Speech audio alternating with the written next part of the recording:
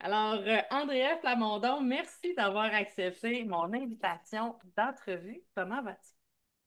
Salut Julie, très heureuse d'être avec toi ce matin. Je vais très bien, hein, écrire un livre, c'est un cheminement qu'on va parler, donc un beau sentiment d'accomplissement là, en étant avec toi aujourd'hui. Yes.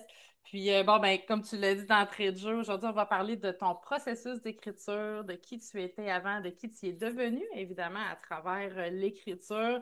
Et on va parler, évidemment, de ton livre. On ne peut pas passer à côté. Alors, avant tout, pour le bénéfice des gens qui ne te connaissent pas, avant que l'écriture fasse partie de ta vie de façon intégrante, qui étais-tu? Que faisais-tu dans la vie? Oui, en fait, je suis une petite fille enfant de la région de Saint-Raymond de Portneuf à Québec. Enfant unique, j'ai toujours aimé voyager avec mes parents qui m'ont ouvert les portes, qui m'ont emmené dans toutes les activités qu'ils pouvaient. Puis j'aimais écrire, c'était un des moyens de m'exprimer. Hein? Donc, t'as un journal intime, t'écris tes pensées. Puis plus tard, je me disais, My God, tu sais, quand même, jeune, j'avais ces pensées-là. Puis c'est ça. Mais j'aimais aussi être avec mon groupe de filles. On avait des cours de danse. Donc, m'exprimer a toujours été un besoin pour moi, mais le moyen pour y parvenir a évolué avec le temps. Puis dis-moi, à travers tout ce désir-là, justement, de s'exprimer, euh, quel a été le déclencheur ou du moins le processus? Qu'est-ce qui a donné le go à, ben là, je veux écrire un livre? Quand tu as l'impression que l'histoire, elle est devant toi ou tu l'as vécu, je pense que tu dis, OK, je pense que j'ai du matériel assez grand pour écrire un livre, parce que ça peut être écrire un chapitre. Il y en a qui le font, des projets collectifs, puis c'est parfait. Mhm. Mais écrire un livre qui est basé sur des faits vécus, ben, c'est quand même 300 pages, là. Donc, c'est ça. Ça a été un processus graduel aussi. À la base, pour moi, pour sortir ce que j'avais en dedans de moi, pour me libérer de certains moments que j'avais vécu, puis pouvoir contribuer aussi, parce que quand ton livre vient à être concret, ben là, il est dans les mains de gens que tu connais moins. Donc, tu dois avoir fait un certain processus d'être en paix avec cette histoire-là. Moi, au début, elle s'appelait Mélodie. Le personnage principal s'appelait Mélodie parce que la musique m'a toujours accompagnée dans des moments agréables comme plus profonds. Puis après ça, ben, j'ai fait OK, je pense que oui, c'est vrai que je dois me réapproprier ma propre histoire pour pouvoir connecter davantage aux gens puis qu'ils sachent OK, vraiment, qu'est-ce qui s'est passé. Mhm. Puis, toute cette écriture-là, est-ce qu'elle s'est faite tout d'un coup? Ça a été fragmenté sur 3 semaines ou tu as fait ça sur 4 ans? Comment ça s'est passé de ce côté-là? Ouais, je dirais que mon écriture a été quelques mois. Ça s'est vraiment quand même bien fait. J'y avais commencé en novembre 2022.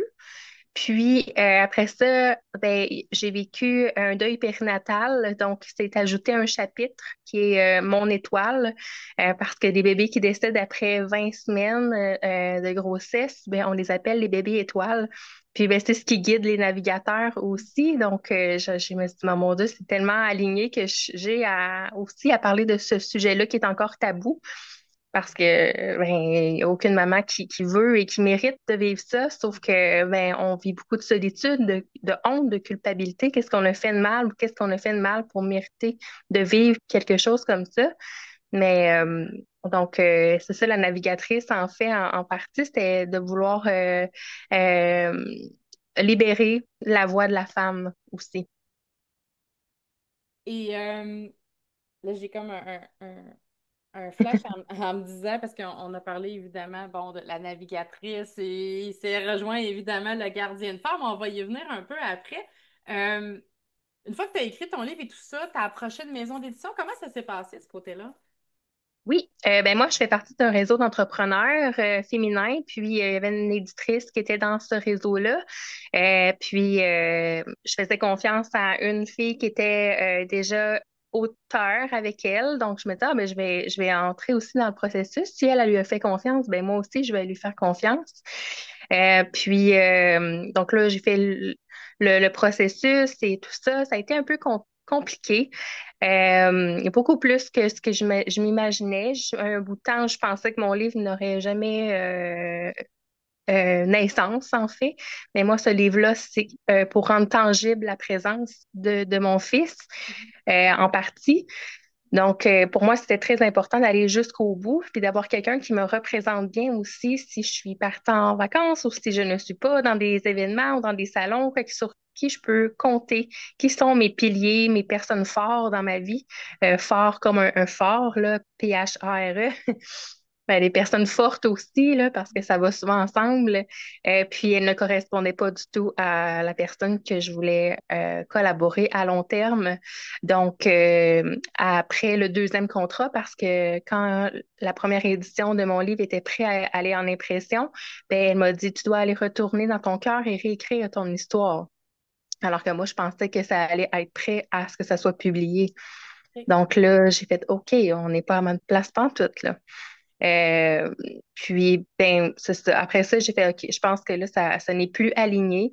Et quand j'ai ce désalignement-là, moi, c'est comme ma porte, elle est fermée. Il n'y aura plus aucun retour en arrière. Puis là, j'ai attendu la fin du deuxième contrat pour, en fait, dire, OK, non, là, moi, je me retire de tout ça.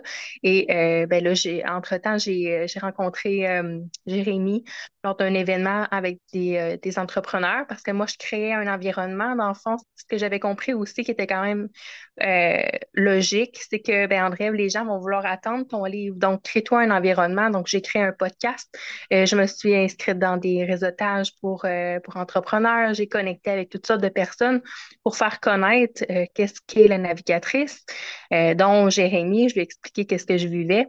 Puis ben là, je me disais, gardienne fort, il me semble que c'est tellement aligné maintenant plus. Mais moi, à l'époque, j'étais beaucoup quand même noir et blanc, dans le sens que je voulais que ce soit un projet de femmes, pour les femmes. Puis après ça, ben, j'ai mis des nuances. Puis là, j'ai accepté qu'un homme me représente, ce qui était énorme pour moi à l'époque parce que ben, c'est ça, je sortais d'une relation de violence conjugale. Puis je ne voulais plus avoir de lien avec les hommes, mais ils ne sont pas tous pareils. Il y a des femmes, toutes sortes de femmes, il y a toutes sortes d'hommes. Donc, j'ai eu à travailler là-dessus aussi. Parce que écrire un livre, c'est aussi un processus. Ton livre t'accompagne là-dedans. Donc, il y a eu, tu sais, il pourrait y avoir un livre derrière le livre qui explique vraiment en détail tout ce qui s'est passé.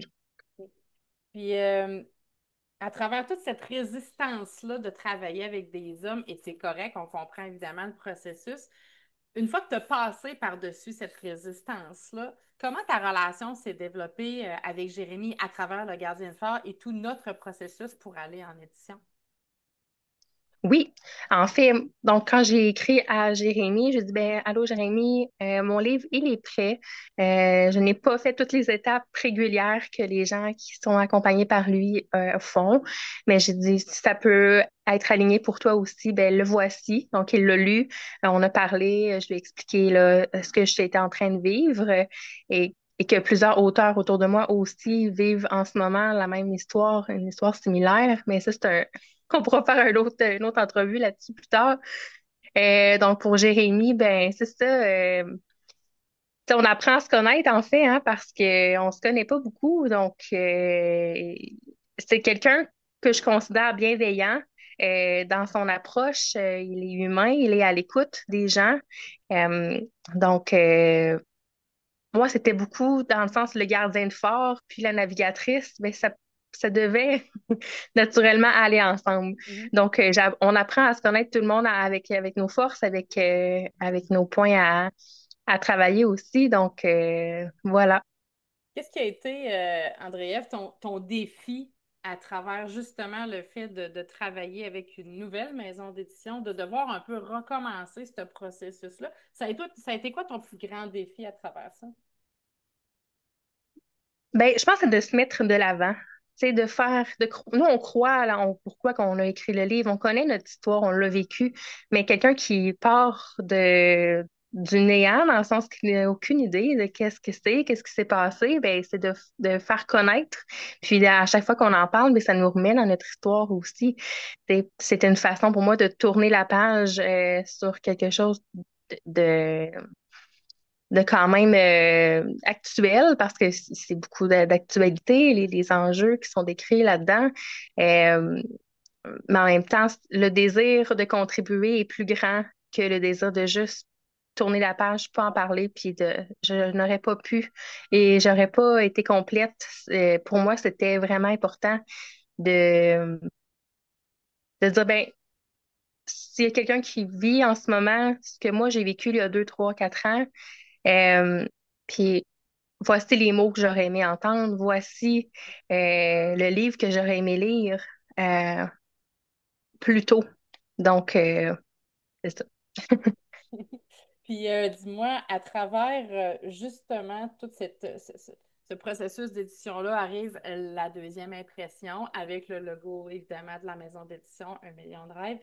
Comment ça s'est passé pour toi l'ouverture de tes boîtes? Parce que dans le fond, avec une maison d'édition non traditionnelle, tu ne reçois pas nécessairement des livres directement chez vous. Tu as peut-être une copie, je ne sais pas trop comment ça fonctionne. Donc, comment tu as vécu ça de recevoir tes caisses de livres à la maison?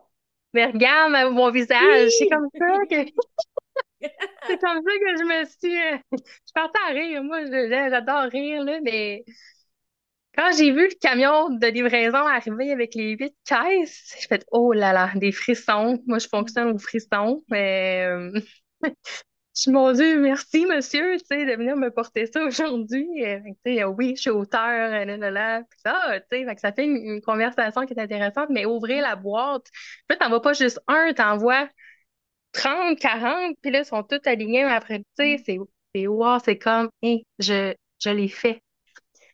J'aurais tellement pu abandonner, là, Julie. Je Évidemment. ne compte plus les fois que j'aurais pu. Je dirais, oh, finalement, garde, c'est pas grave, tu sais. Mais je me suis tellement dit ça souvent. Oh, c'est pas grave, non, c'est correct, mais non, ça va, mais non, que je ne veux plus me dire ça. Fait que pour moi, je l'ai vécu, tu sais, j'ai apporté mes 8 caisses dans des. J'habite en condo, puis dans les petits chariots d'épicerie, tu sais, j'ai fait OK. 2 voyages. Puis là, les gens dans l'ascenseur, ils me regardaient, je oui. J'ai été. Fait que, tu sais, c'est ça, ça a été les apporter d'en bas à chez Oui, moi, puis, tu sais, je l'ai filmé, j'ai regardé comment que, tu sais, tu sais, puis c'est ça, c'est un sentiment, comme j'ai dit au début, d'accomplissement. Puis, tu sais, vraiment aussi de dire, ben, c'est beau, là, oui, correct, là. Tu oui. sais, mon histoire me définit plus, j'ai le droit d'être qui je veux. Mhm. J'en fais tourner mon cellulaire quand je parle. Puis, c'est ça, c'est pour des gens qui sont en train d'écrire un livre, puis des fois qui ont l'impression qu'ils ont plus d'inspiration, ben, l'inspiration n'est pas venue graduellement de même, tu sais, ça prend du temps. Puis, c'est souvent on dit, ah, ça prend combien de temps écrire un livre? Vraiment écrit à la main de ton cœur avec ta propre tête et tes propres mots, là, sans aucune aide technologique, on va dire ça de même, ben, tu sais, ça prend du temps parce que tu dois, moi, chaque mot qui est écrit là-dedans, je l'ai réfléchi. Est-ce que c'est le bon mot? Est-ce que c'est, tu sais, chaque mot est réfléchi, chaque mot est ressenti. C'est de l'amour pur, ce livre-là, dans le sens que, tu sais, les gens qui disent, en rêve, je sais pas, mettons, ma sœur a vu telle situation, je me sens impuissante. Ben, regarde, lis ce livre-là. Tu vas pouvoir avoir aussi, toi, à ta façon de contribuer. Si tu ne vis pas une situation similaire à ce que moi j'ai vécu, mais tu peux peut-être donner ce livre-là en cadeau à quelqu'un qui t'entoure, quelqu'un qui vient de perdre un enfant. Qu'est-ce qu'on dit à une femme, une maman qui vient de perdre un enfant? Il n'y a pas de mots. Tu sais, même dans les condoléances, dans les salons funéraires, là, on dit mes sympathies, mes condoléances. Ça veut absolument rien dire. Et c'est des mots très vides parce qu'on ne sait pas quoi dire. C'est vrai. Comprends? Oui, oui, C'est ça. tout à fait. Et là, je suis en train de me demander, parce qu'on soulève la question, qu'est-ce que tu aurais voulu qu'on te dise plutôt que de te dire mes sympathies ou mes condoléances dans cette situation-là? Je suis là. La présence, des fois, il n'y a pas de mots. Tu sais, une présence, puis c'est pas de ta faute, en fait, de m'enlever cette culpabilité-là que je m'auto euh, infligeais finalement. Donc, ce livre-là est un guide. Tu sais, c'est pas un livre qu'on lit tu sais, entre deux clients, puis tu prends le temps de t'installer dans un lieu, un spa sur le bord de l'eau, en voyage, en vacances. Si vous voyagez puis vous l'avez avec vous, envoyez-moi des photos, tu sais, du livre devant l'océan, les De- vagues, le système nerveux, tu sais. Donc, c'est ça. Et donc là, on n'arrête pas de parler de ton livre, on parle de ton livre, mais évidemment que je veux que tu me l'amènes à la caméra, je veux que tu me le présentes Oui, de long en large et bien dans ses sûr. coutures pour en connaître évidemment le contenu et l'intention. Oui, donc si vous le voyez ici, Ouais. donc c'est moi de dos, en fait. Là, je suis plus blonde, là, si vous voyez, c'est comme pas la même couleur de cheveux, mais c'est la couleur de cheveux que j'avais naturellement quand moi je suis née, parce que c'est ma renaissance. Le logo est un phare entouré d'un cœur. Il y a un emoji sur les réseaux qui est comme un cœur enrobé d'un papier blanc de guérison. On peut pas dire le mot guérir là, dans ce monde, mais c'est de se responsabiliser suffisamment pour aller mieux, puis regarder de l'avant. Donc là, moi, je suis de dos parce que souvent, on se cache les femmes. Donc, lever le voile sur tout ce qu'on porte dans notre ventre, que ce soit un enfant ou des émotions, où se siègent toutes les émotions. Donc, tu sais, vous pouvez mettre votre main sur votre ventre en ce moment, puis tout est là. Tu sais. Donc, qu'est-ce qui est prêt à être émergé, à être libéré finalement?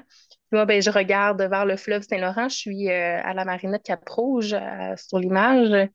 Au coucher de soleil, là, la séance photo s'est faite assez rapidement parce que le coucher de soleil, c'est assez vite, hein? Mais ça fait ça. Donc, ça fait un beau halo de lumière au-dessus de ma tête. Euh, donc, qui fait aussi un peu un lien avec l'invisible, parce que moi, j'ai une relation spirituelle avec l'enfant que j'ai. Tu sais, il y a des moments qui ont été particuliers qui m'ont donné une conviction, une certitude qu'il y a quelque chose d'autre dans notre voyage, que notre vie, notre voyage. La destination, ben, il y a un après dans mes croyances. Je n'ai pas la vérité absolue, mais je sais qu'il est là quelque part. Je ne pourrais pas vous expliquer comment ça se passe, mais c'est ça. Donc, de naviguer avec sérénité, puis de naviguer plus en paix dans ce monde qui, ma foi, en ce moment, est très dans la destruction. Mais quand on crée, quand on se connecte, ou qu'on s'autorise notre puissance créatrice féminine, on a la capacité de créer la vie. C'est incroyable. Puis comment qu'on se sent souvent pas à la hauteur, qu'on a besoin de formation, puis qu'on doute, puis qu'on l'estime de soi, puis la confiance, ça s'achète tout. Tu sais, moi, quand je suis sortie de cette relation-là, le zombie que je marchais sur le côté, tu sais, je me dis, OK, je dois réapprendre à m'aimer, à réapprendre à me faire confiance, puis à avoir de l'estime, mais je fais quoi? Tu sais? Donc, ce navire-là, que je compare au corps, ben, est aussi un espace sécuritaire où les gens peuvent se sentir eux-mêmes, qui s'autorisent à ressentir leurs émotions. Souvent, on dit, ah non, non, faut pas pleurer. Mais moi, c'est l'inverse, c'est parfait. Si tu pleures, c'est qu'on connecte au cœur, puis t'es dans ta vérité, puis t'autorises ta vulnérabilité aussi, parce qu'on dit souvent ça, tu sais, on aime les gens authentiques, mais c'est quoi être authentique, en fait? C'est d'être vulnérable, de se montrer vulnérable. Donc, la navigatrice, c'est ça, c'est la dualité ou la connexion entre la puissance puis la vulnérabilité. Ouais. Dis-moi, Andrea, quel a été, suite à ton lancement, qu'on va venir à un instant, mais Oui, évidemment qu'il y a des gens qui ont peut-être eu la chance d'avoir leur livre avant même que le lancement se fasse. Quel a oui. été le plus beau commentaire, le plus beau, excuse-moi l'anglicisme, feedback que tu as eu sur ton livre? Ton livre, c'est toi. De ceux qui me connaissent, qui l'ont lu, une fille avec qui j'ai habité au cégep, qui me connaît depuis le primaire. J'ai l'impression d'avoir été spectatrice de l'histoire que tu racontes. Il y a des bouts que je savais pas. Puis là, on s'est comme un peu éloigné, mais on a vécu aussi des histoires similaires. Puis elle dit, je savais pas que toi aussi, tu avais vécu ça. Tu sais. Puis elle dit, je me dépêchais d'aller finir de travailler le midi pour aller continuer ton histoire. Quelqu'un qui a hâte de voir la suite. Ouais. Euh, En sachant déjà un peu l'histoire, ben, tu sais, je trouvais ça vraiment beau, vraiment. Ouais. As-tu envie de nous parler un peu justement de ton lancement avec évidemment l'équipe du Gardien Fort et Oui, qui allait autour? Donc, parle-nous un peu de cet événement-là. Oui, le 12 avril dernier à la scène Le Bourgneuf, j'ai organisé mon lancement, donc un premier lancement à vie, une première expérience, l'adrénaline dans le tapis parce que tu penses à toutes sortes de choses, puis tu veux que les gens soient contents d'être là. Une journée vraiment lumineuse. J'étais sur le bord de la fenêtre là, dans la passerelle. Donc, c'était quand même particulier comme endroit. Tu sais, le mot passerelle, qui est comme une passerelle en navigation, c'est le petit trottoir que tu prends entre le quai puis le bateau pour qui t'amène entre les deux. Donc, le pont, tu sais, la transition. Euh, ben, de voir mes proches, ma famille, c'était pour moi une célébration de la vie parce que je n'ai pas eu de shower ou de fête de bébé quand j'ai eu cette grossesse-là. Donc, pour moi, c'était une fête. Tu sais, puis, des belles personnes connectées.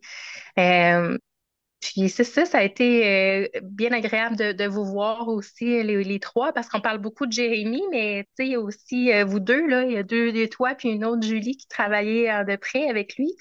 Donc, que vous puissiez tout le monde comme, tu sais, vous connecter puis de vous connaître, parce que je connaissais, moi, un peu tout le monde, mais vous connaissez pas entre vous. Donc, rassembler les gens, pour moi, ça m'apporte beaucoup de bien. Faire des connexions entre les gens, des fois, dire, hey, vous vous connaissez pas, toi, mais moi, je vous connais, puis Ouais. ça cliquerait tellement, ça, j'adore faire ça. Puis, ben, tu sais, ça aurait duré encore plus longtemps dans ma tête, ça s'est tellement fait vite.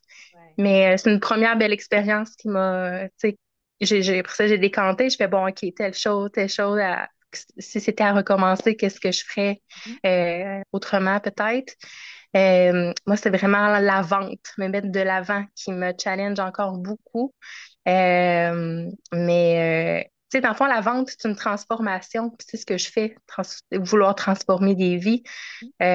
Puis la vente, c'est l'écoute, ce que j'ai beaucoup, c'est être à l'écoute des gens, de leurs besoins. Je te vendrai pas mon livre si le sujet t'intéresse pas. Je te le forcerai pas dans le fond de la tête, tu comprends? Je suis pas comme ça. Il faut que tu aies déjà le désir de vouloir lire parce que en 2025, avec toute l'information qui existe, puis les réseaux, puis tout ça, prendre un livre, s'asseoir et vouloir le lire, honnêtement, faut qu'il y ait un désir là, de le faire, tu sais. Tu vois, on aime la personne, on veut connaître davantage qui est cette personne-là. Puis, ben, c'était une belle porte d'entrée dans cet univers-là. Puis, j'espère être présente à d'autres événements aussi, là. Mais en fait, c'est toujours excitant, puis peu importe le lancement auquel j'ai participé, chaque lancement a sa saveur, chaque lancement a sa couleur, et je trouve ça magnifique que nos auteurs au sein du Gardien Fort et de la maison d'édition Un million de rêves s'autorisent à être eux, à être elles, pour vivre le moment, le vivre pleinement à la saveur qui leur convient. Donc, il n'y a pas personne qui se sent cheap d'avoir fait un petit lancement intime dans son appart avec quelques amis autant que ceux qui font des gros lancements parce que c'est un rêve de vie de le faire une fois à big shot puis qu'il y a qu'il y a la totale. Il n'y a pas personne qui est en compétition. Chacun a cette opportunité-là de se mettre de l'avant dans son propre événement. Puis évidemment, c'est ça qu'on prône. On veut que nos auteurs se mettent de l'avant. Et dis-moi, Andrea, si je te mettais dans une classe avec, je sais pas, moi, une vingtaine d'individus, de jeunes individus dans vingtaine, ou même plus jeunes, ou même peut-être des retraités aussi, c'est mélangé, et que ces gens-là te disaient, ouais, ben moi aussi, j'ai toujours rêvé d'écrire un rêve, j'ai toujours eu le rêve, pardon, d'écrire un livre, mais tu sais, moi, je suis qui, moi, pour écrire, tu sais, mon histoire, quelle valeur elle a? Qu'est-ce que tu leur dirais pour, justement, qu'ils se donnent le bon coup de pied dans le derrière nécessaire pour dire, OK, je me lance. Ouais, j'ai aussi eu cette réflexion-là dans le démarrage de mon entreprise et du projet. Je sais que pourquoi, dans le fond, les gens seraient intéressés à lire ce que moi j'ai vécu, tu sais. Mais quelqu'un m'a déjà dit, mais pourquoi pas toi? Fait que, tu sais, ça a été, ben oui, dans le fond, pourquoi pas moi? Ben, donc, je pense que quand l'intention, elle vient du cœur, puis que la raison pour laquelle tu fais ce que tu fais est pour, justement, j'étais dans une classe pour éduquer ou pour faire avancer les mentalités, ben, c'est suffisant pour avoir ta raison. C'est peu importe l'âge que tu as, ça peut être justement ton projet de vie que t'as pas encore, tu t'es pas encore permis. Donc, permets-toi d'accomplir tes rêves, de ressentir cette fierté-là. Puis, un livre, aussi un leg. Pour moi, ça va rester. Quand moi, je serai plus là, mon livre va être encore là. Tu sais, il va être encore sur cette terre-là. Fait que c'est comme un leg pour les prochaines générations de petites filles en ce moment, de dire, regarde, si tu vois ça, si on te dit ça, si, tu sais, Ouais. va-t'en. Tu sais, exact. Justement, nommer les signaux d'alarme en lien avec des situations qui pourraient malheureusement Oui, dégénérer. Et exact. en terminant, Andrea, que dirais-tu du gardien de phare qui fait qu'on est unique dans notre genre, dans nos accompagnements avec notre maison d'édition Un million de rêves? Ouais, vous êtes une famille. Ça se ressent. Les gens sont contents d'aller vous voir. Les auteurs aussi, c'est une belle gang. Euh, puis c'est certain que votre branding est aligné complètement au mien. Donc, pour moi, c'est comme, ben oui, c'est ça. Des gens qui se doutent ou qui se posent des questions sur telle compagnie ou telle entreprise ou telle édition, ben, prenez le temps de bien la choisir. Puis s'il y a de quoi dans le bout qui fait, ça me semble que c'est pas ça que moi j'avais eu, mais je me disais, ah, ben, tu sais, non, non, tu sais, ça va être correct. Ben, écoutez-vous, vraiment. Écoutez de votre voix intérieure. Merci. Merci tellement, Andrea, d'avoir participé en fait à cette entrevue. Merci d'avoir accepté mon invitation. On te souhaite bon succès pour la suite, évidemment, parce que ton livre va t'amener certainement beaucoup plus loin qu'être simple auteur. Alors, merci à toi d'avoir été présente aujourd'hui. Merci à toi. Bonne journée. Merci. Bye bye. Merci.